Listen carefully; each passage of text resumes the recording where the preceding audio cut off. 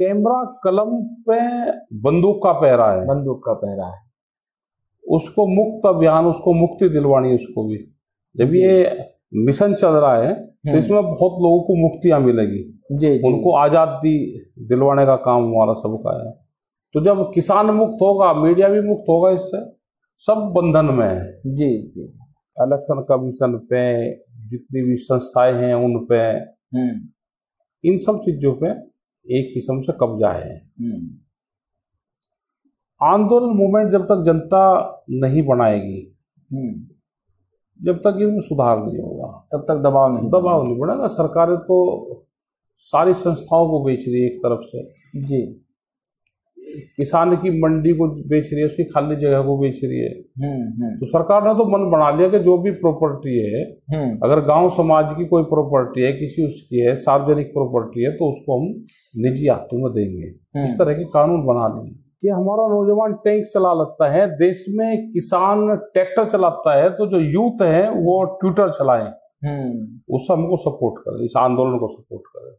देखो, मुद्दे तो एग्रीकल्चर इशू तो सारी पार्टी करती है, लेकिन जिसकी सरकार बन जाए वो उसको लागू कितना करती है, वो देखने वाली चीजें हैं। जैसे बीजेपी ने उत्तर प्रदेश में घोषणा पत्र में कहा कि बिजली हम फ्री करेंगे, करंट एग्रीकल्चर जी, और सरकार आती वो बदलेगी।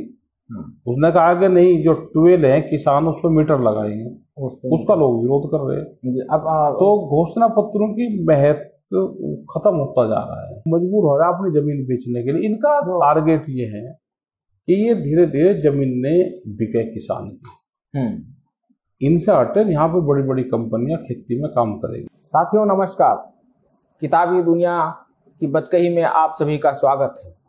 साथियों, आज हम मुजफ्फरनगर में हैं और मुजफ्फरनगर का नाम आते ही चौधरी साहब की याद आती है, चौधरी महेंद्र सिंह टिकैत, और उन्हीं के जो विरासत है उनकी अगली पीढ़ी निभा रही है।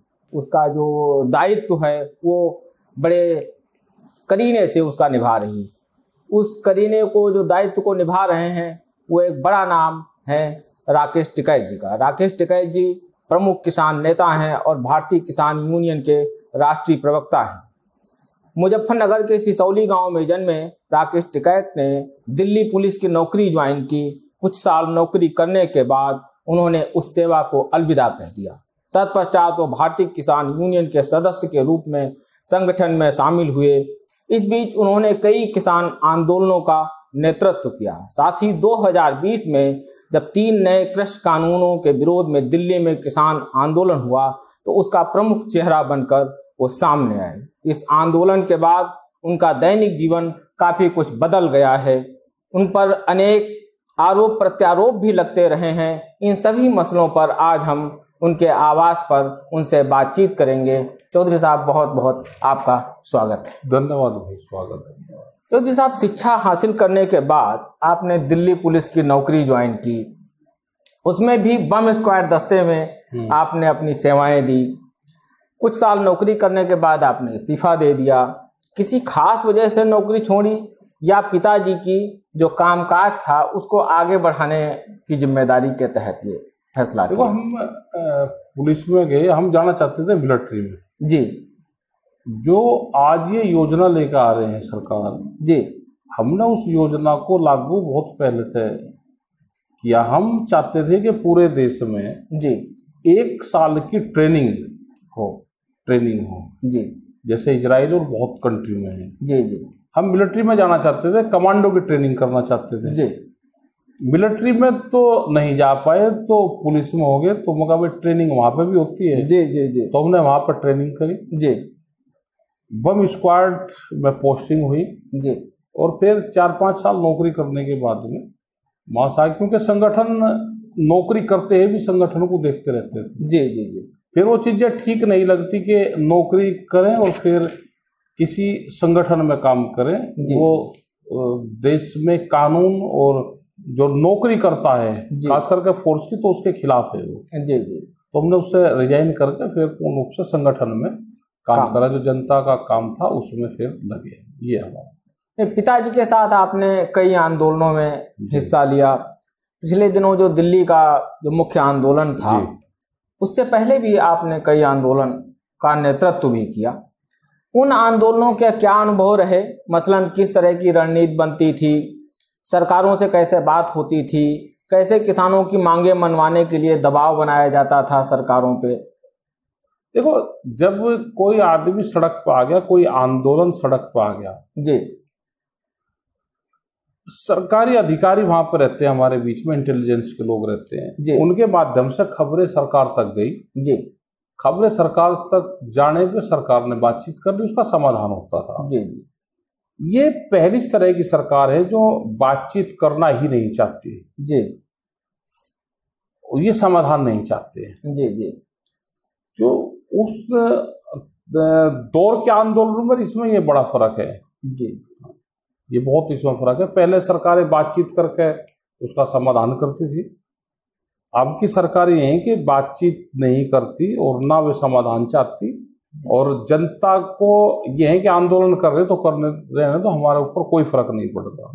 तो इस तरह की सोच की सरकार आ गई तो बड़ा परिवर्तन है। वे पहले लोग होते थे वे जमीनी ग्राउंड से जुड़े रहते थे। जी, जी, जी, अब नेता हवा में नेता बन रहे, हवा में सरकार बना ली, हवा में शादी सरकार बना ली। जिस मुद्दों पर सरकार बनाई इशू जनता के दूसरे हैं, सरकार ने इशू दूसरे दे दिए। सरकार ने दिल्ली किसान आंदोलन के दौरान कई बार जो सत्ताधारी दल है, माने भाजपा है, उसके कार्यकर्ताओं नेताओं के साथ कई बार आप लोगों की झड़प हुई। उनका आरोप है कि किसान के जो पक्ष है जो हम पर हमला करता था, जबकि किसानों का आरोप है कि भाजपा और सत्ता मिलके जो है प्रायोजित करती थी। नहीं, झड़प तो नहीं हुई कहीं, ना उनकी तरफ से हुई ना हमारी तरफ से झड़प। प्रयास तो वो करते ही रहे, वो बयानबाजी ज्यादा करते थे। जी, जी, झड़प तो 28 जनवरी में तो करी, उससे पहले तो झड़प नहीं। हाँ, वही एक या दो घटनाएं एक घटना जी, जी, जी, जो उन्होंने करी। हाँ। और तो कोई इस तरह का झगड़ा हुआ नहीं आपस में। देखो, बीजेपी के लोग भी आंदोलन में साथ थे, आज भी साथ हैं। अच्छा, वे सरकार में शामिल है तो सामने नहीं आते, आते हैं सब लोग साथ में है, क्योंकि नफा और नुकसान सबको होगा जी, उन किसानों को भी होगा, बिल्कुल, वे भी किसान हैं। हाँ, तो सब पूर्ण रूप से मूवमेंट के साथ रहते हैं सब जी, बस मजबूरी में बोलना नहीं चाहते जी, जी। सर, ये संयुक्त किसान मोर्चा में 400 से अधिक किसान संगठन शामिल थे।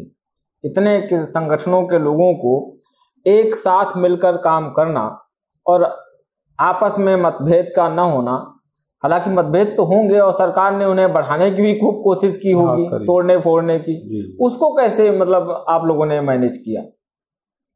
जो भी किसान संगठन जनता के इशू उठा रहा है जी, वो इस मूवमेंट से जुड़ा हुआ था, और जो सरकार के साथ में मिलकर जनता के इशू उठावेगा वो इस आंदोलन में आएगा ही नहीं, उसमें यही दोनों उसमें अंतर है।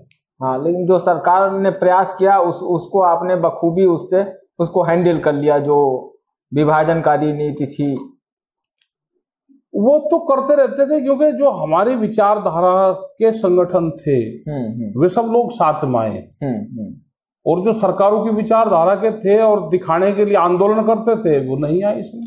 आंदोलन में विविध मतों और विचारधारा के लोगों का शामिल हुए, लेकिन किसान और किसानी के मसले पर आपस में किसी तरह का विरोध भी नहीं था।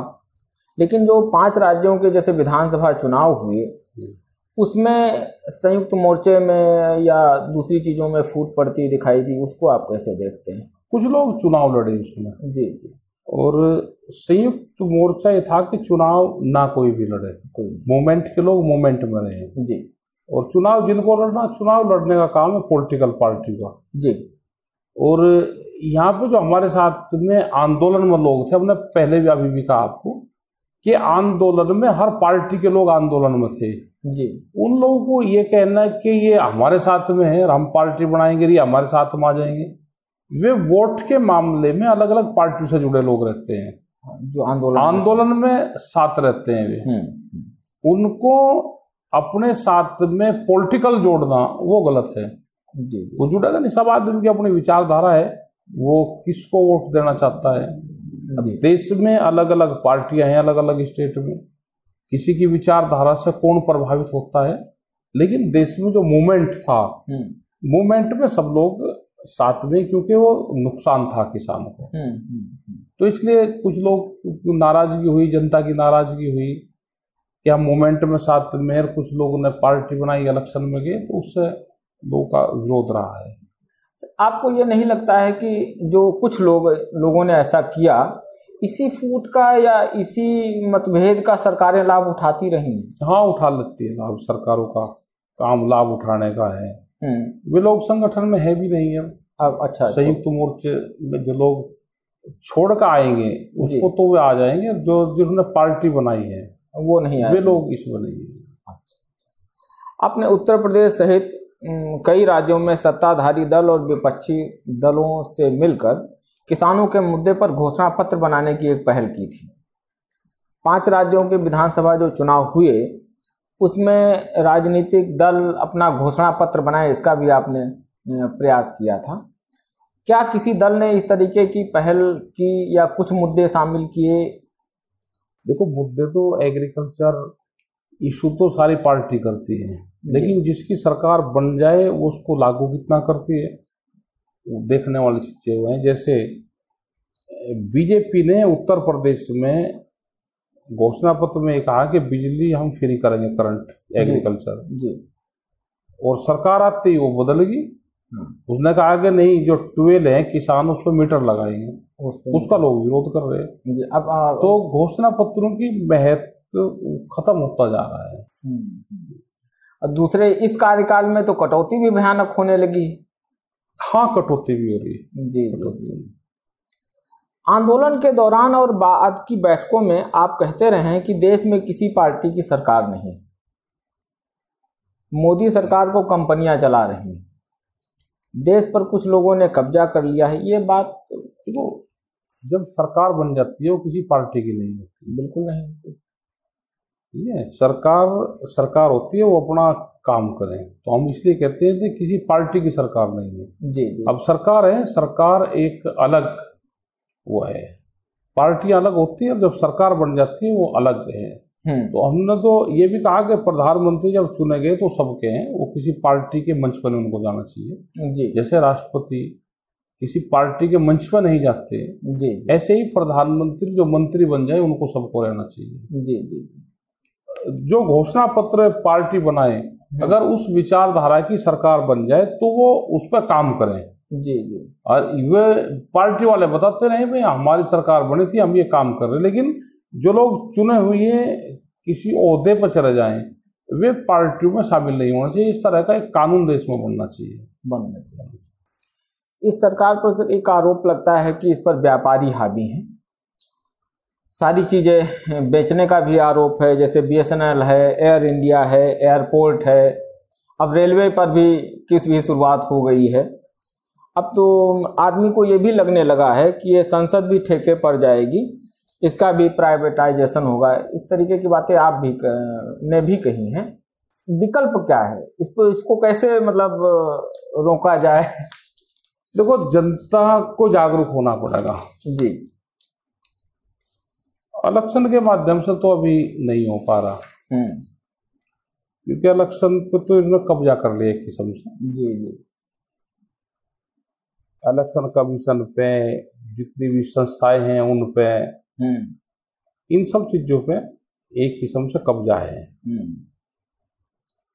आंदोलन मूवमेंट जब तक जनता नहीं बनाएगी, जब तक ये सुधार नहीं होगा, तब तक दबाव नहीं बढ़ेगा। सरकारें तो सारी संस्थाओं को बेच रही है एक तरफ से जी, किसान की मंडी को बेच रही है, उसकी खाली जगह को बेच रही है। तो सरकार ने तो मन बना लिया कि जो भी प्रॉपर्टी है, अगर गांव समाज की कोई प्रॉपर्टी है, किसी उसकी है, सार्वजनिक प्रॉपर्टी है, तो उसको हम निजी हाथों में देंगे। इस तरह के कानून बना लिए। अभी जैसे बाहर से आ रहा है, अडानी का कोला जो है वो बाहर से आ रहा है, उसको खरीद देना पड़ेगा कंपलसरी जी, ये खरीदना पड़ेगा आपको जी। यूपी सरकार ने मना करेगी, इन्हीं की सरकार है, पहले इन्होंने कहा कि हम नहीं खरीद करेंगे जी, लोकल का सस्ता है और बाहर का महंगा है, तो कहा कि नहीं वही खरीदना पड़ेगा। जी, उसने भी हाँ कर दी, कोई क्या करेगा, कोई क्या कर सकता है। ये सरकार आप ने कहा है कि लड़ाने का काम कर रही है, हिंदुओं को मुस्लिमों से लड़ा रही, सिखों को दूसरी कौम से लड़ा रही, मजदूरों को किसानों से लड़ा रही है, दोनों को व्यापारियों से लड़ा रही है, गुंडा तत्वों से किसानों का विरोध करा रही है। सरकार ऐसा क्यों कर रही है? इसको कि इससे किसको फायदा होगा? देखो, फायदा तो गवर्नमेंट को ही रहता है ना। इस तरह की जो पार्टियां हैं उनको फायदा रहता है। जो गवर्नमेंट में है, अब जो गवर्नमेंट में है जी, ये विकास के काम पे कम ध्यान देते हैं, आपस में समाज लड़ता रहे, मुद्दों पे ध्यान ना जाए, मुद्दों पे ध्यान ना जाए। लड़ता रहेगा तो उससे वोट अपना लेते रहो, उन पक्षों को लेते रहो। जो कमजोर होता रहेगा उसे कमजोर करते रहो, जो हैवी रहेगा उसकी वोट लेते रहो। तो उस तरह की सब जगह आप देखोगे यही हालात पैदा हो रहे। भाई हिंदू मुस्लिम झगड़ रहा, मंदिर मस्जिद के इशू हैं, उधर सिख और हिंदू का करवा दिया, इधर जातियों में करवा रहे हैं ये। हाँ, तो बिल्कुल ठीक कहा कि मजदूर और किसान को लड़ा दिया कि किसान तुम्हें पैसे नहीं दे रहा। हाँ जी, किसान का भाव नहीं मिल रहा, व्यापारियों से लड़ाई, वो व्यापारियों से लड़ रहा। और बड़ा व्यापारी इसमें फायदा उठाता है, वो सरकार का है, वो सरकार वो चुनिंदा है। पैसा कुछ जगह एकत्रित हो रहा है। जो आपने जातियों से संबंधित बात कही, जैसे हरियाणा में जाट बनाम अन्य बनाया जा रहा है, जाट बनाम 36। हाँ, गुजरात में पटेल बनाम अन्य बनाया जा रहा है, महाराष्ट्र में मराठा बनाम अन्य बनाया जा रहा है। भाई महाराष्ट्र में जी शिवसेना तोड़ दी जी, सरकार तोड़ दी जी। हिंदू बनाम मुस्लिम तो परमानेंट चलता ही रहता है, चलता रहेगा। ये तो समझ में आता है कि ये तो इनकी पूरी ट्रेनिंग है हिंदू बनाम मुस्लिम में। लेकिन दूसरे विवाद खड़े करने के कारण मौजूदा समय में क्या फायदा है? जैसे मतलब जो हरियाणा और गुजरात और महाराष्ट्र का उदाहरण, जैसे महाराष्ट्र का आपने बताया है कि सरकार बना दी, क्या इनका आपस में लड़ते रहेंगे? जो बाहुल्य वे होंगे, भाई किसी कम्युनिटी ज्यादा तादाद में तो उससे दूसरों को लड़ा दो जी, तो दूसरे इकट्ठे हो जाएंगे जी, और इनका कह लगे कि ये है, इनका नुकसान होता रहेगा जी, तो उनको इकट्ठा करते रहेंगे जी। तो ये रहता है कि आपस में भाई लड़ो, ये ज्यादा ताकतवर है, ये तुम्हें नुकसान पहुंचा रहे जी। यहाँ पे मुसलमान का डर दिखाएंगे, हरियाणा में जाट का दिखाएंगे जी, जी, पंजाब में सिखों का दिखाएंगे, तो इस तरह से महाराष्ट्र में मराठा का दिखाएंगे तो दूसरों को इकट्ठा कर लेंगे जी, जी, जी। तो लोकल और बाहर का दिखाएंगे, जहां भी इनको इशू मिलेगा ये वहां पे काम करते हैं। दक्षिण में पूर्वोत्तर बनाम कर देंगे, ये कर देंगे, सब कर देंगे। सिसौली की पंचायत में आपका कहना था कि खेती में जो किसान बेईमानी नहीं करता है, वो ईमानदारी से काम करता है, लेकिन दिल्ली में जो भाव देने वाली कलम है वो बेईमान है। कलम ईमानदार हो, इसके लिए क्या प्रयास किए जाए? संयुक्त मोर्चा का क्या मानना है? देखो, मूवमेंट चला, इतना बड़ा मूवमेंट चला, देश के लोग तो आंदोलन से अपनी बात सरकार को कह सकते हैं जी। ये ना हो जाए कि किसान भी कलम की तरह वो भी सोचने पर मजबूर हो जाए कि कलम अगर बेईमान है तो भाई हम भी थोड़ा सा ढीला काम कर ले। जी। जिस दिन किसान हड़ताल पर चला जाएगा उस दिन दिमाग ठीक हो जाएंगे इनके सबके। वो थोड़ा सा वो कर दो कि भाई अगर 1 साल 2 साल हड़ताल पे चला की जरूरत नहीं है, वो 1 साल में 33% कमी कर दो, उसी में इलाज हो जाएगा। भाई अभी क्या हुआ था कि 20% गेहूं की पैदावार कम हुई इस साल, खरीदारी, और तो इन्होंने हाहाकार मची की। हाँ, खरीदारी तो 45-46% कम हुई। भाई 20% तो कम हुआ गेहूं की पैदावार। अगर किसान इसको ओरिजिनल लेकर आया, 50% कम कर रहा, मैं 40% घटा रहा अपना, वो कर्जा लेता है, दवाई डालता है, जब देश के लिए पैदावार करता है, वो प्रोडक्शन बढ़ाता है देश के, उसको खाद्यान्न जो भंडार है उनको भरता है, वो फिर भी लड़ाई लड़ता फिर है कि मुझे भाई पानी दे दो, उसके मोटर नापे जा रहे कि ये पानी निकाल रहा, अरे पानी निकाल रहा, खेत को सींच रहा होगा, खेत को सींच रहा होगा, 2 रुपये उस पर आ जाएंगे, वो फसल बेच देगा। अब उस पर इतनी कंडीशन लगा दी कि वो मजबूर हो रहा है अपनी जमीन बेचने के लिए। इनका टारगेट ये है कि ये धीरे धीरे जमीन ने बिके किसान की, इनसे हटे यहाँ पे बड़ी बड़ी कंपनियां खेती में काम करेगी, कारपोरेट कॉन्ट्रैक्ट और कारपोरेशन बड़ी बड़ी कंपनियां आएगी। जो चौथा बिल ये नहीं लाए उस समय, जिसपे पर्दे के पीछे से काम चल रहा है, ये सारे मुद्दे इसमें शामिल हैं। सीड बिल है और जो बिजली का कानून है ये भी इसी में ही है, ये भी इसी में, ये भी धीरे धीरे इसको लेकर आ रहे हैं। पानी वाला भी है, पानी वाला भी है। अभी बिजली का इशू है, कोला अडानी का आएगा, महंगा आएगा, ये बिजली को बढ़ाएंगे, बिजली को प्राइवेट करना चाहते हैं सभी। भाई बिजली तो आजकल ऐसा होगा कि जैसे कहते थे भैया गऊ माता है या धरती माता है या मेरी जननी माता है, आजकल तो नई माता आ गई, बिजली माता। बिजली माता, बिजली माता ना हो तो भाई वो बुढ़ापे में भी आदमी सो नहीं सकता। तो भाई बिजली माता तो अब नंबर 1 पर जाएगी। धरती माता भी आएगी और जननी माता आएगी तीसरे नंबर पर, गौ माता आएगी चौथे पर, बिजली माता आएगी पहले पर। हालात ये हो रहे थे। गौ माता का आपने जिक्र किया है तो उसी से जुड़ा अगला सवाल है कि आपने कहा कि जनता मंदिर, गाय अथवा जो दूसरे भावनात्मक मुद्दे हैं उससे हटना चाहती, लेकिन जो चुनाव हो रहे हैं राज्यों में फिलहाल और 2024 में प्रस्तावित है, उसे देखकर तो नहीं लगता है कि जनता तो उसी में गोता लगा रही है। उसी में लगा रही है जी। अभी हरियाणा में चुनाव आएगा तो इनको हरियाणा की सरकार को बदनाम करना है जी। वहां पे हिंदू मुस्लिम झगड़े होंगे जी। वहां पे अभी भरतपुर या कहाँ भी गाय के सिर मिले जी जी, तो ये सब चीज मिलेगी अभी वहां पे जी जी जी। तो क्योंकि लोग भड़केंगे इनको वोट दे देंगे।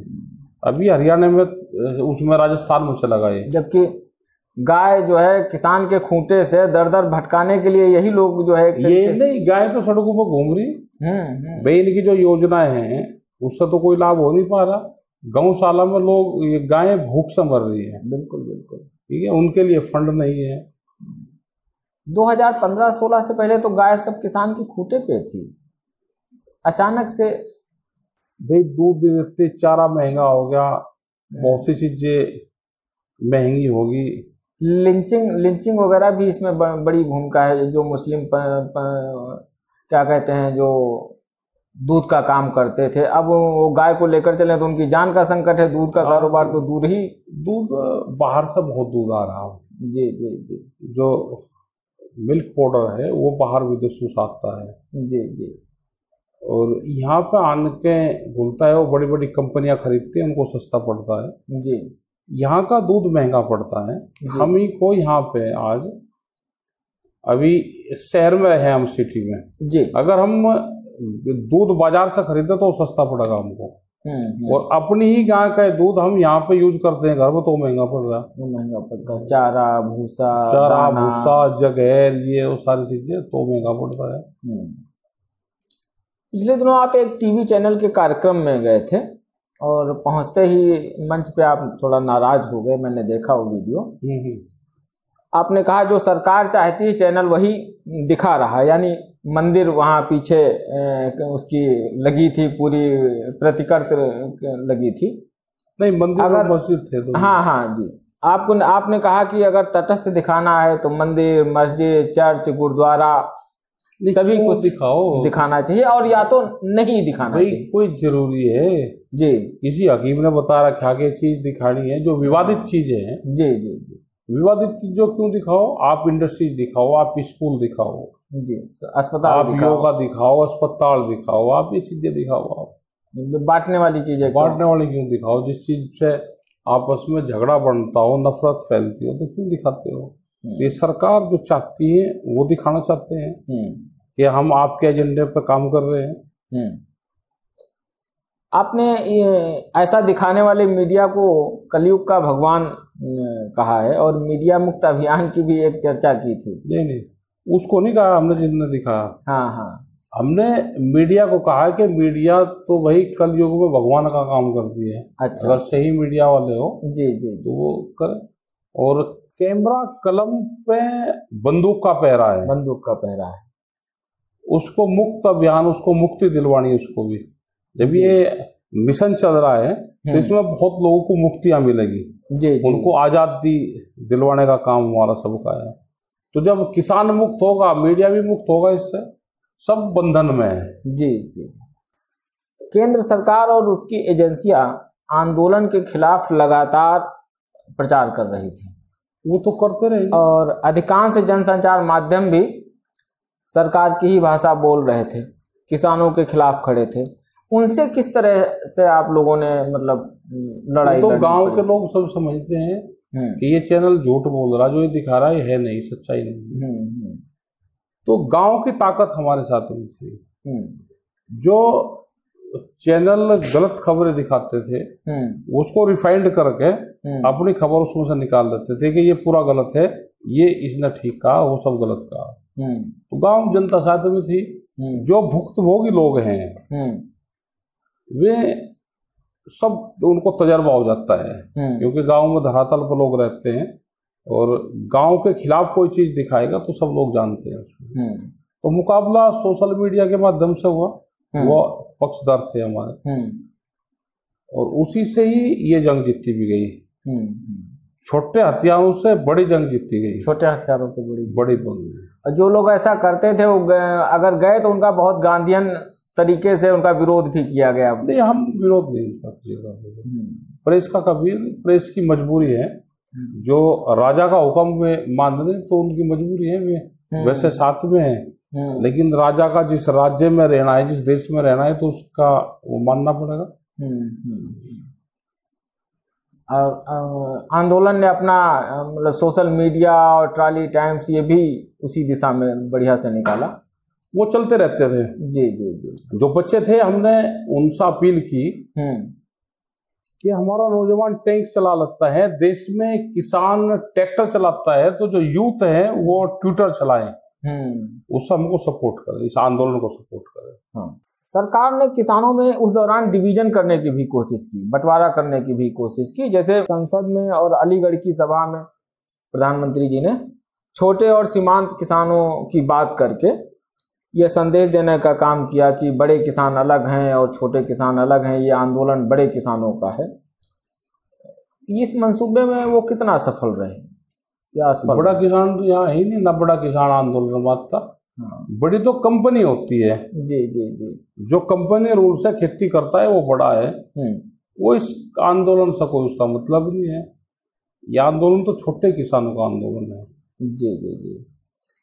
गांव के लोग सड़क, स्कूल, अस्पताल, गन्ना भुगतान, एमएसपी पर फसलों की खरीद को लेकर सवाल कर रहे हैं, जैसा आपने कुछ देर पहले एक सवाल में कहा था।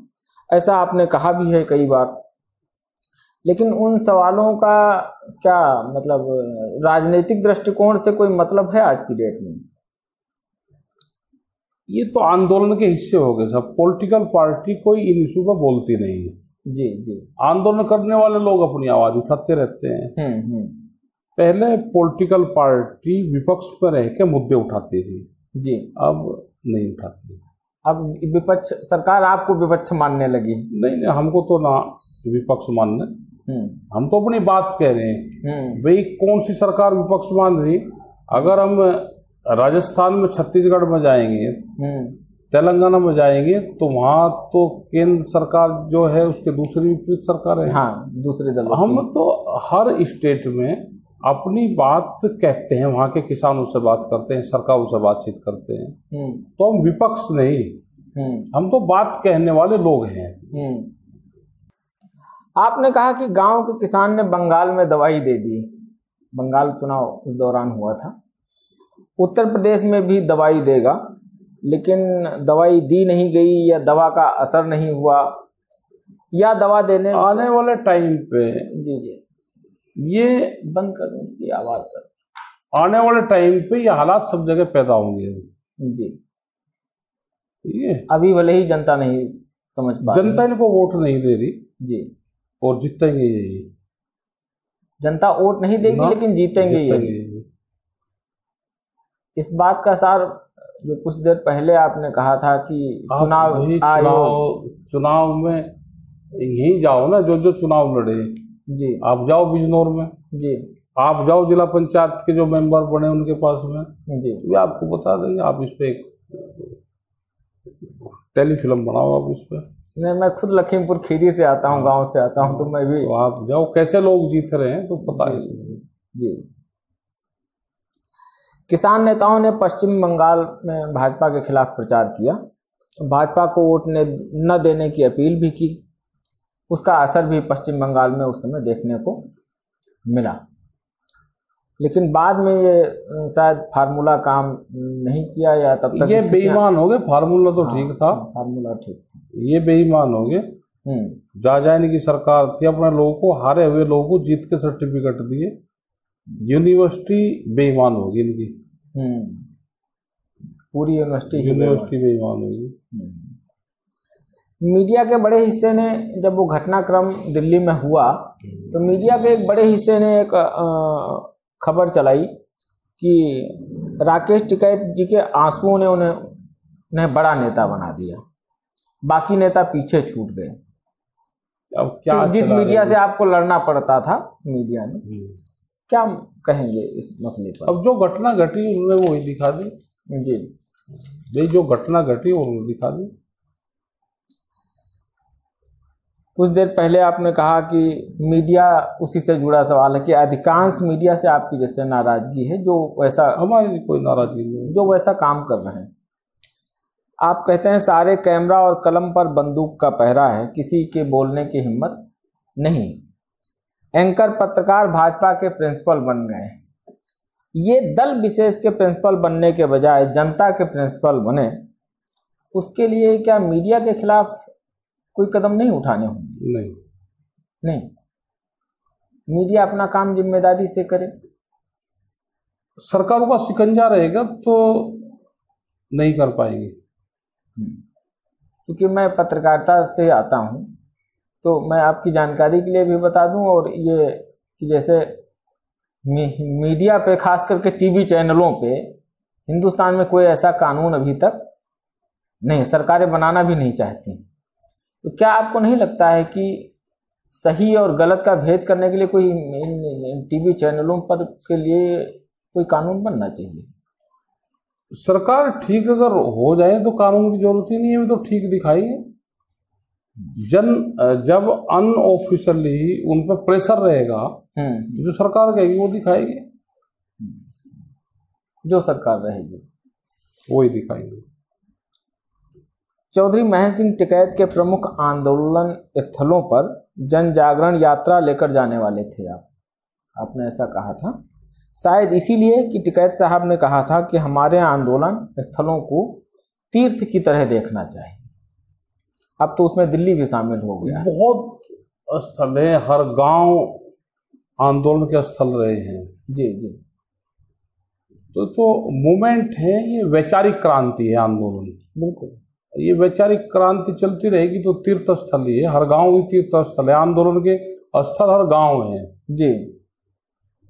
तो सब लोग जहां आंदोलन हो रहे वहां पे जाते हैं। कई जो फेमस आंदोलन जहां हुए, कुछ झगड़े हो गए, किसी की डेथ होगी, तो वहां पे लोग जाते हैं, उसको हर साल मनाते हैं उनका, हाँ, उसकी पुण्यतिथि या मनाते हैं, या वो जो घटना वाला दिन होता है उसको याद करा जाता है जी। आंदोलन का प्रमुख चेहरा होने के कारण आप सरकार के निशाने पर भी रहे। आपको नोटिस दिया गया, बताया जाता है कि आपके कई रिश्तेदारों को भी परेशान किया गया। इसके पीछे जो सर्विस में थे या दूसरे तरीके से, कहीं मैंने पढ़ा, इसलिए मैंने पूछा आप। ना कोई, आप तो निशाने पे हैं नहीं सरकारों के। अब पता नहीं, हमें तो निशाने में तो होंगे ही सरकार के जी, लेकिन उस तरह का वो नहीं कोई। ठीक है, इसी सवाल की कड़ी में कर्नाटक वाली घटना को भी हम देखते हैं कि कर्नाटक में आप पर हमला हुआ, स्याही फेंकी गई, वो स्याही, क्या इस घटना को उसी निशाना बनाने वाली? वही है, हमारे ऊपर ज्यादा हमले हुए हैं। जी जी, करीब 4-5 बार वो हुए, हमले हो चुके हैं। राजस्थान में हुआ, कर्नाटक में हुए, और वो खाली साई नहीं, चोट भी लगी, आज भी ये जो है ये सब चोट लगी हुई है जी। और दिल्ली में हुआ, तो कई जगह एयरपोर्ट पे भी मिले, फ्लाइट में भी मिले लोग, उस तरह के विचारधारा के लोग मिलते हैं। जी जी जी।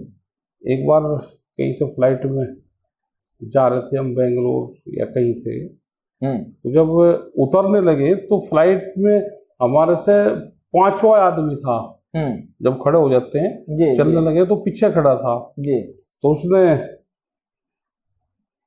जय सिया राम काम का, ठीक है जय सिया राम करना था भाई, कम से कम हमारे बाबा थे भगवान राम, हम उसी के वंशज हैं, हमारे उसका नाम ले रहे हैं तो ठीक है। हमने कोई रिएक्ट करा ही नहीं, क्योंकि ठीक नाम ले रहे, हम भी राम राम करते हैं। उसने फिर कहा कि सरकार तो मोदी की ही बनेगी। ठीक है भाई, अच्छी बात। यहाँ का इलेक्शन हो रहा है कि इसमें फ्लाइट में इलेक्शन है। हमने कहा कि ना तो ये जगह ठीक है ना हमारा मूड है।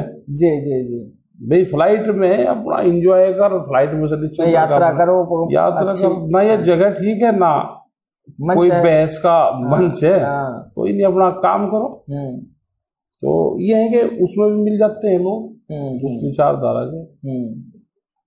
वो तो ये चाहते हैं ना कि हम बहस करें हर जगह, हम क्यों वाद विवाद हो, वाद विवाद करो, हमें किसी चीज से ऐतराज नहीं, ना हमें श्री राम से ऐतराज है, ना हमें कहीं है कोई ले रहा तो हमारे पूर्वजों का नाम ले रहा तो भाई धन्यवाद देना। आपने कहा कि किसान आंदोलन से लोकतंत्र का आंदोलन निकलेगा, संविधान बचाने वाले आंदोलन निकलेंगे, लेकिन सरकार के स्तर पर लोकतंत्र और संविधान की स्थिति को कैसे देखते हैं आप? वो तो अलमारी में बंद है, संविधान तो अलमारी में बंद है जी। जब बंद होगा, चाबी नागपुर मुख्यालय में है जी जी, तो बंद है वो तो। और लोकतंत्र है नहीं, कागजों में लोकतंत्र रहेगा लेकिन फिजिकल उस पर नहीं रहेगा।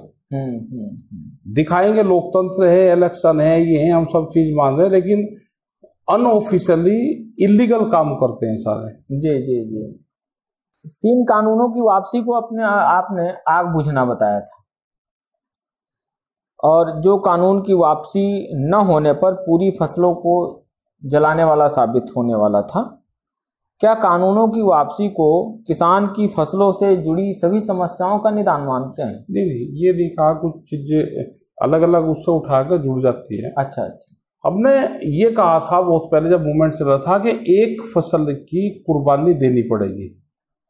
अच्छा, एक फसल की जी, वो आंदोलन में शामिल होने के लिए कि आप ये मान लो कि हम आंदोलन में जा रहे हैं, हमारी एक फसल बर्बाद होगी, तो लोगों ने कुर्बानी का मतलब खड़ी फसल की जुताई शुरू कर दी। तो ये था हमारा कहना कि अगर एक फसल ना भी हो और आंदोलन में शरीक हो तो इतना आंदोलन लंबा चलेगा। ये हमने चीजें कही थी। सरकार की गलत नीतियों के खिलाफ हमारा आंदोलन रहेगा, हमारा राजनीति से कोई लेना देना नहीं। लेकिन आप तो बीजेपी के हराने की बात की है, मतलब आप किसान नेताओं ने कहा राष्ट्रीय लोक दल को अप्रत्यक्ष रूप से समर्थन भी हमने दिया। किसको दिया, कहाँ दिया बताओ? करने की बातें आई। नहीं, मैं नहीं कह रहा हूँ, हमने नहीं कहा ना किसी को पार्टी को किसको वोट दो और किसको ना दो। हाँ, हमने तो सरकार की बात बताई है। जी जी, ये भी इनकी बात है ये। हाँ, बाकी जनता समझे, जनता समझदार है, जनता समझदार है। नाम हमने किसी का नहीं लिया। जी जी जी। जनता समझदार है कि समझदार होने में भी धीरे धीरे जनता तो ठीक है। अच्छा, जनता ठीक है, वो काम कर रही, एजेंसियां नहीं कर। एजेंसी 13 महीने में सभी की ट्रेनिंग हो गई। लोग वोट मांगने वालों से सवाल भी कर रहे हैं, किसे हराना है, किसे जिताना है, जनता जान रही है, जैसा आपने बताया। लेकिन कई राज्यों में जनता वहीं पहुंची जहां जाने से उन्हें रोका जा रहा था या अपरोक्ष रूप से प्रयास किए जा रहे थे। क्या प्रशिक्षण में कमी रह गई या चुनाव आयोग वाला ही मसला है? चुनाव आयोग वाला मसला। प्रशिक्षण पूरा है, जनता की कोई कमी नहीं है। जी जी जी, जनता अपना काम ठीक कर रही जी, लेकिन जो नंबर देने वाला टीचर है जी, वो पक्षपात करता है। हाँ। टेस्ट कंप्लीट हो रहा है, इसमें समय लगेगा, टाइम लगेगा। लखीमपुर खीरी कांड में किसानों की मांग गृह राज्य मंत्री अजय मिश्र टेनी और उनके बेटे की गिरफ्तारी की थी। आप कह रहे थे कि मंत्री 120B का मुलजिम है, लेकिन सरकार ने न मंत्री का इस्तीफा लिया न उसकी गिरफ्तारी हुई। आप पर आरोप उल्टे एक और लगा कि भाजपा की बी टीम बनकर समझौता करा दिया गया। इस मामले में क्या कहना है? वहाँ पे हम नहीं थे, बहुत लोग थे जी, और वहाँ पे हालात और सिचुएशन और टाइम जी जो था उसके आधार पे वहाँ पे काम करा गया। अधिकारियों ने भी काम किया जी, और सब लोगों ने, उनके परिवार के लोगों ने भी, जो उस टाइम की जरूरत थी उसके आधार पर काम हुआ है जी। किसान नेता पहले MSP पर कमेटी बनाने के खिलाफ थे, कानून से कम पर कोई शर्त मानने को राजी नहीं थे। फिर MSP पर कमेटी की बात मान ली गई और कमेटी ने शायद, जहां तक मुझे जानकारी है, कि आज तक कुछ सार्थक रूप से नहीं किया है। इस पर आगे क्या रणनीति है? उन्होंने, भारत सरकार ने कमेटी के नाम मांगे हैं जी, हमने उनको चिट्ठी लिख के उसके रेफरेंसेस मांगे हैं जी, कि इसका कार्यकाल क्या रहेगा, कितने लोग रहेंगे, अध्यक्ष कौन रहेगा, तो बहुत से कुछ सवाल थे वे मांगे। वो सरकार ने नहीं दिए और मेंबर हमने नहीं दिए। अच्छा, वो सरकार ने रेफरेंस वो नहीं बताया, तो आपने अभी नाम नहीं दिए। किसान संगठनों ने, शायद इसी संदर्भ में किसान संगठनों ने पिछले दिनों विश्वासघात दिवस मनाया। संगठनों ने जिस लिए ये दिवस मनाया, क्या उस पर सरकार ने कोई बातचीत करने की पहल की? अभी सरकार ने कोई बातचीत नहीं करी। हाँ, 22 जनवरी 2021 के बाद में सरकार से कोई बातचीत हमारी नहीं हुई। इसी बीच विश्वासघात दिवस के बाद आप किसान संगठनों ने अग्निपथ योजना का भी विरोध किया। हाँ। अग्निपथ 4 साल में जो बच्चा रिटायर होकर आएगा, जी जी, यूथ का आंदोलन 4 साल बाद शुरू होगा। यूथ का आंदोलन 4 साल बाद शुरू होगा। और वो क्या करेगा, क्या उसकी स्थिति रहेगी, वो तो आने वाला टाइम बताएगा। जी, ये योजना खराब योजना है। आप जितनी भी भर्ती करनी है आप भर्ती करो, मिलिट्री की, अर्धसैनिक बलों की, लेकिन 4 साल में कोर्स करके आएगा, फिर भर्ती करेंगे। 25% मिलिट्री में लेंगे, 75% कहाँ जाएंगे? आपको अगर सबको, देश के नौजवानों को ट्रेनिंग देनी है तो कंपलसरी ये करो कि 18 से 19 साल हम ट्रेनिंग देंगे सबको, 1 साल की ट्रेनिंग होगी जी। उससे बहुत से हमारे नौजवान निकल जाएंगे, आगे जो भी जिसको काम करना है काम करता रहेगा जी। लेकिन 4 साल में उसको रिटायरमेंट करके घर भेजोगे, उसके बाद वो क्या करेगा? तो ये आने वाले टाइम पे पता चलेगा, दिक्कत रहेगी।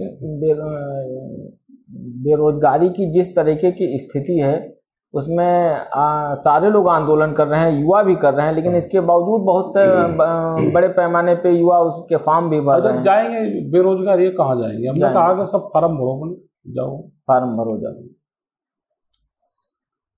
आपने कहा कि चुनाव बहुत बुरी बीमारी, इससे आदमी मुद्दे भूलता है। आंदोलन से बुढ़िया कोई मुद्दा नहीं है, वो करो तो सारे हाउस में आवाज जाएगी। क्या आपको नहीं लगता है कि अगर सही लोग इस तरीके से राजनीति में आने से परहेज करेंगे तो गलत लोगों का धीरे धीरे राजनीति पे कब्जा हो जाएगा? वो तो हो ही रहा है अभी। सही आदमी कौन जा सकता है?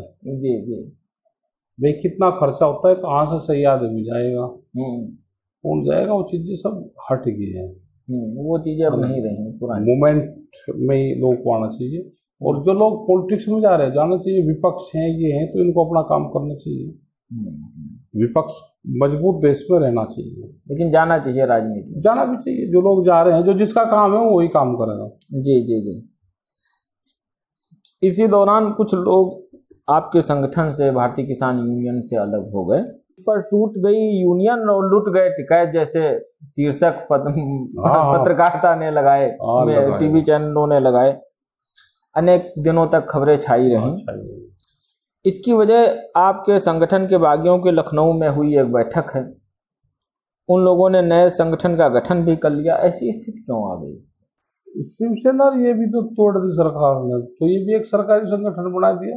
हाँ हाँ, तो उसी के कहने से काम कर दो, उसी के कहने से ये लोगों ने। हाँ नहीं, हमने ये कहा कि अगर सरकार ने यूनियन दूसरी बनवा दी है तो उसी के कहने से काम कर दो किसानों के। हाँ। अच्छा, आपका कहने का मतलब है कि ये जो टूट के आपके साथी गए, हाँ, ये सरकार के इशारे पर टूट के गए? सरकार ने तो बनवाई है, सरकार ने ही बनवाई, लेकिन उन्होंने कई आरोप भी लगाए आपके ऊपर कि तो टिकैत सियासी हो रहे थे वगैरह वगैरह। आरोप तो लगाने चाहिए, जब कोई जागा तो बगैर आरोप के कैसे जागा? लेकिन बहुत पुराने साथी थे चौधरी साहब, मतलब 35 साल 20 साल 15 साल पुराने। आज चले जा भाई, आपके परिवार में आपका भाई अलग हुआ क्या? हाँ, तो वो कैसे होगा? एक ही परिवार, एक ही जगह थे, खेलने बड़े हुए, फिर अलग हो गया। तो किसी के नहीं विचार मिलते तो जा सकता है वो। देश आजाद है देश, कोई बंधनों से मुक्ति चाहता है यार आदमी। जी जी जी जी जी। केंद्र में 2007 में मनमोहन सिंह के नेतृत्व में संपर्क की सरकार थी। आपने कहा कि उस समय गेहूं आयात किया जाता था बाहर से। हाँ, प्रधानमंत्री ने टिकैत साहब को बुलाया, गेहूं उत्पादन की सलाह मांगी, टिकैत साहब ने सलाह दी, सरकार ने उस सलाह पर काफी कुछ अमल किया। तब से आज तक गेहूं आयात शायद नहीं करना पड़ा। क्या अब की सरकारों में इस तरह की सलाह मशविरा का कोई मतलब है नहीं, या संभव है? नहीं, कांग्रेस को चाहे जितना टारगेट किया जाता था, लेकिन ये कांग्रेस में संभव था। वो बातचीत कर लेते थे, उससे समाधान निकल जाता था। जी जी जी। ये ना बात करते ना समाधान निकालते, ये दबाने का काम करते हैं, सिर्फ उलझाने का काम, संगठनों को भी उलझाने का काम और जनता को भी उलझाने का काम, कन्फ्यूजन पैदा करते हैं सब में। जी जी। आंदोलन के बाद कि आपकी जिंदगी कितनी बदल गई? आपने कहा कि उड़ीसा और छत्तीसगढ़ के आदिवासी इलाकों की स्थिति अच्छी नहीं, लोग बंदूक उठा रहे हैं, आपका वहां जाना भी हुआ है। तो मतलब अब पूरा देश मुझे लगता है आप घूम रहे हैं, आपके पास समय का अभाव रहता है। तो कितनी जिंदगी बदल गई है आंदोलन के बाद, दिल्ली, खास करके दिल्ली वाले आंदोलन के बाद? उसके बाद में मूवमेंट बढ़ा है। अच्छा, लोगों का, आम जनता का, किसान मजदूर आदिवासी, इनका सबका एक संगठन के प्रति, एसकेएम के प्रति विश्वास जाग गया और उससे जिम्मेदारी भी बढ़ती है और लोग बुलवाते हैं तो उनके बीच में जाना भी पड़ता है। हम कोई बात कहते हैं तो सरकार भी उस पर संज्ञान लेती है कि कोई चीज कही है तो ये कोई न कोई ठीक चीज होगी, तो उस पर विजय हमारे से वार्ता ना करें, लेकिन वो संज्ञान में रखते हैं और उस पर ट्वीट करते हैं तो उसका जवाब आते हैं, तो उस पर सरकारें काम करती हैं। कुछ दूसरे राज्यों में लेती तो भाजपा भी संज्ञान है, लेकिन वो दूसरे तरीके से लेती है, उसको लेती है, वो घोषणा करती है, अपने तरीके से घोषणा करवा देती है। जी जी। हमारा काम से है, वे अपने लोगों से घोषणा करवा दो तो हमको कोई दिक्कत नहीं है, लेकिन जनता के काम होने चाहिए। किसान आंदोलन को क्या एक मैनिफेस्टो नहीं बनाना चाहिए जिसमें वो दलों से कहे कि जो इसे लागू करेगा किसान उसी को समर्थन देगा? किसान भी और गांव के लोग भी अलग अलग पार्टियों से जुड़े हुए हैं। अच्छा, हम किसी एक को वो करेंगे तो दूसरे वाला नाराज होगा, हमारे लोगों पार्टीबाजी होगी, तो हमको इससे दूर रहना चाहिए, पॉलिटिकल सिस्टम से दूर रहना चाहिए। आप भी 2 बार चुनाव, जहां तक मुझे जानकारी ही, लड़ा है। भविष्य में क्या आप किसी चुनावी राजनीति में जाना चाहेंगे? नहीं, हम नहीं जाना चाहते। नहीं जाना, हमने ज्ञान प्राप्त कर लिया चुनाव का। हाँ, चुनाव का राजनीति, तो मूवमेंट के लोगों को आंदोलन में नहीं जाना चाहिए। अगर किसी को जाना तो परमानेंट किसी पार्टी में शामिल हो जाओ, उसमें चलो, उनके बीच में रहो, जब कभी चुनाव लड़ा जाए तो लड़ लो। पॉलिटिकल और नॉन पॉलिटिकल में यही वो है। नॉन पॉलिटिकल होके फिर पॉलिटिकल होंगे तो जनता उसको एक्सेप्ट नहीं करती, जनता धोखा मानेगी। चौधरी साहब की भी यही लाइन थी। तो क्या ये जो भविष्य में कोई आंदोलन खड़ा होगा या जिस तरीके का दिल्ली में हुआ था, तो उसमें जो लोग अभी चुनाव में चले गए या राजनीति में चले गए, उनकी वापसी की कोई संभावना है? अभी अगर वो ये कहते हैं कि भाई हमें आगे नहीं लड़ना, हमें काम करना है, तो विचार कर सकते हैं उसको। एसकेएम का ये है कि उस पर विचार करा जा सकता है। जिस तरीके की राजनीति चौधरी साहब जैसे चल रही है, क्योंकि हम लोग यूपी, हम सभी लोग उत्तर प्रदेश से ही ताल्लुक रखते हैं और केंद्र की भी राजनीति देख रहे हैं, उस राजनीति में, उस विभाजनकारी राजनीति में मुजफ्फरनगर के क्या हालात, जैसे जो 2013 में एक माहौल खराब हुआ था? यहाँ पे अब नहीं कोई लड़ना चाहता, अब कोई नहीं लड़ना। एक बार लड़ गए, अब नहीं कोई लड़ना चाहता। ना यहाँ से अब सरकार ट्रायल करे, अब दूसरा क्षेत्र देख लगे, दूसरा क्षेत्र। उस समय के लिए क्या ये माना जाए कि जो मौजूदा सत्ता थी उसने भी मन से उन चीजों को रोकने की कोशिश नहीं की? करी, लेकिन चीजें बिगड़ गई थी, इतनी माहौल खराब बहुत हो गया था। किसान आंदोलन 1.5-2 किलोमीटर के दायरे में फैला था।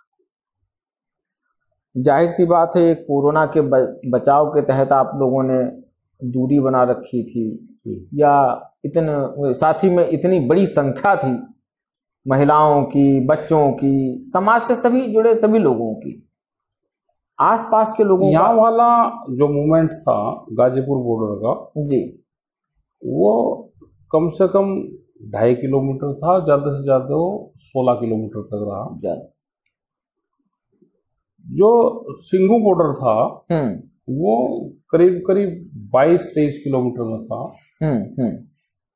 और जो तिगरी बॉर्डर था वो करीब 35 किलोमीटर में था। अगर उसको एक लाइन में लगाए तो 100 किलोमीटर से ऊपर जाता। अगर पूरे इसको एक लाइन में लगाए तो ये पूरा का पूरा करीब 300 किलोमीटर का मूवमेंट था जितने आंदोलन चल रहे थे। अगर इसको पूरा लगाए तो ये करीब 300 किलोमीटर में ये मूवमेंट था, अगर इसको एक लाइन में लगा के खड़ा कर दिया। बहुत बड़ी बात है। मुझे लगता है आज़ादी के आंदोलन के बाद सबसे बड़ा और मतलब संख्या के दृष्टिकोण से भी, समय के दृष्टिकोण से भी, और कोई हिंसक को नहीं वहाँ पर, कोई मतलब पूरा गांधीयन मॉडल जो है शांति के साथ जो है।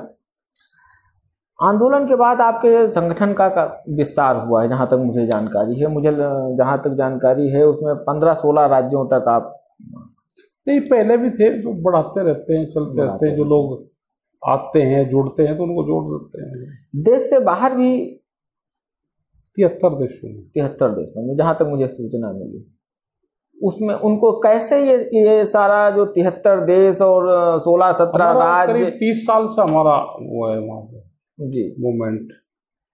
और जो दुनिया के संगठन है उनसे एक कोऑर्डिनेशन बना रखा है जी, और उनके बीच में काम करते रहते हैं सब जी। अपनी बात भी यहाँ की होती है तो हम वहाँ पर रखते हैं। और इंटरनेशनल स्तर पर बड़ी बड़ी कंपनियां क्या कर रही है, तो ये सब चर्चाएं वहाँ पर होती है जी। अंतिम 1-2 सवाल और जो है, आपने कहा है कि ये जो सरकारें हैं वो भूख का व्यापार करना चाहती है। जो किसान संगठन किसी भी कीमत पर, किसान संगठन और किसान किसी भी कीमत पर होने नहीं देंगे, इसका क्या मतलब, इसको कैसे समझा जाए? फ्लाइट है जी,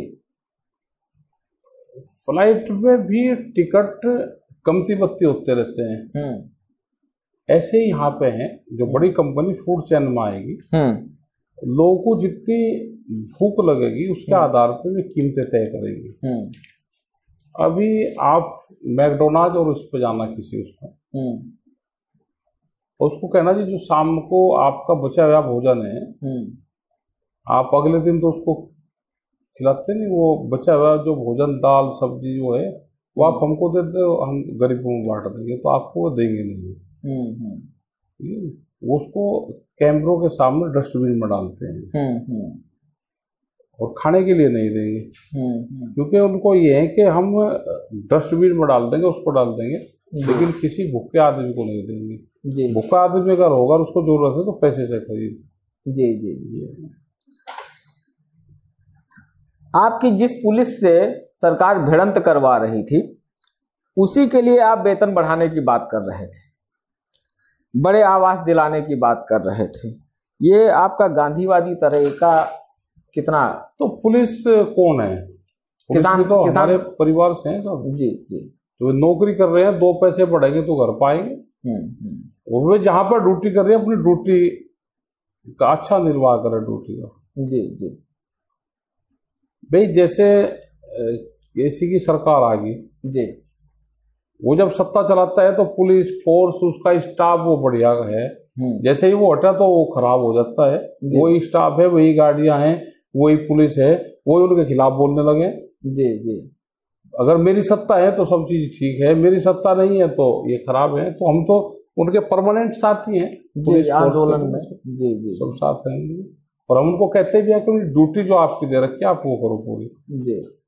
आपको अगर लाठी चलाने की बात कही तो आप चलाओ, कोई दिक्कत नहीं। राजा का हुक्म को मना नहीं करना चाहिए। जी जी जी। जिस राज्य में रह रहे उस राज्य के कानून को मानना चाहिए। जी जी। हम लोग को कभी गलत सलाह नहीं देते। हाँ, हम जो बदलाव होगा वो लोकतंत्र के जरिए होगा। आप मुजफ्फरनगर में रहते हैं तो क्या दिनचर्या रहती है आपकी? हम ज्यादा रहते ही नहीं, आप उस लोगों से मिलिए। वैसे तो मुझे पता है या गांव चले गए। तो अगर रहते हैं तो सुबह 2-3-4 गांव आपको शाम के टाइम सुबह ही कर लेते हैं, या यहाँ पब्लिक रहती है उनसे मिलते हैं।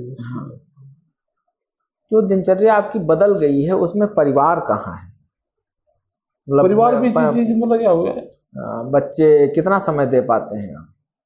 बच्चे पोते पोतियां नाती सब ऐसा ही है, रूटीन में अपना मिल गए, अपना वो हो गया, अपना चलता रहे। तो परिवार ये है सब, ये भी समाज के कामों में ही लगे, ये भी परिवार है।